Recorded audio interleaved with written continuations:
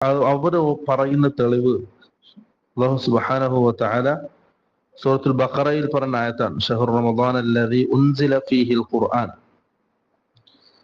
ഈ ഖുർആൻ അവതരിക്കപ്പെട്ട മാസമാണ് റമദാൻ. അപ്പൊ ആദ്യമായിട്ട് അല്ലാഹു സുബ്ഹാനഹു വ തആല റസൂൽ സല്ലല്ലാഹു അലൈഹി വസല്ലമക്ക് ഖുർആൻ അവതരിപ്പിച്ചത് റമദാനിലാണ്, നബുവത്ത് റമദാനിലാണ് ഉണ്ടായത്. അതുകൊണ്ട് റമദാനിലാണ് അല്ലാഹുവിന്റെ റസൂല്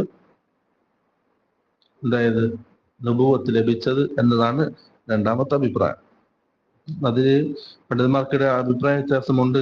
അഭിപ്രായ വ്യത്യാസത്തിലേക്ക് എത്താനുള്ള കാരണം സഹീഹായ ഹദീസിലൂടെ അല്ലാഹുവിന്റെ റസൂൽ സല്ലല്ലാഹു അലൈഹി വസല്ലം ജനിച്ച മാസം സ്ഥിരപ്പെട്ടിട്ടില്ല എന്നതുകൊണ്ടാണ്.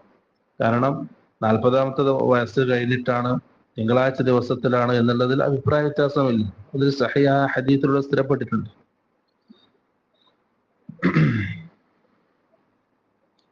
അപ്പം രണ്ടാമത്തെ അഭിപ്രായമാണ് റമദാൻ മാസം